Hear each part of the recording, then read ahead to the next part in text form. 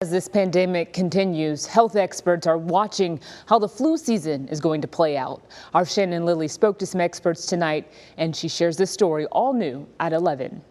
With a winter COVID surge likely on the way and the first Omicron variant case now detected in the U.S., health officials are also keeping a close eye on another virus. We should absolutely be expecting to see more of a flu season this year. And this graph from the Virginia Department of Health compares this season here in orange to last season in blue. You can see that flu cases are circulating at a higher rate than this time last year, where there was virtually no activity, but cases this year are still relatively low. But Dr. Melissa Ferre with the Richmond Henrico Health District says this year in particular, you should consider getting a flu shot. There are some who speculate that because we kind of skipped the flu season, that we just haven't, our communities haven't had the same sort of exposure to flu that we normally see every year. Dr. Ferre says what doctors don't know is if not having a flu season last year might predispose us to having more severe illness this year. We don't know that yet, but we might. And that's not the only concern. COVID has complicated everything, right? I can't tell you what it's going to look like to have flu and COVID at the same time, or flu then COVID. If that's going to mean that your body may not respond as well,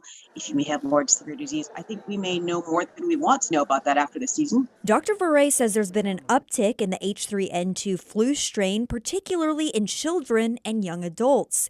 She says that's something to think about as your kids come home from college for the holidays. It's even more important that, you take as many steps as possible, not just for COVID, but also for influenza, to keep everybody safe. Hospitals already in the upper Midwest where it's cold and sometimes parts of New England are already overwhelmed. They're packed already. Dr. Richard Wenzel, infectious disease epidemiologist at VCU, says the goal is to keep that from happening here. And our best way of doing that is the vaccine.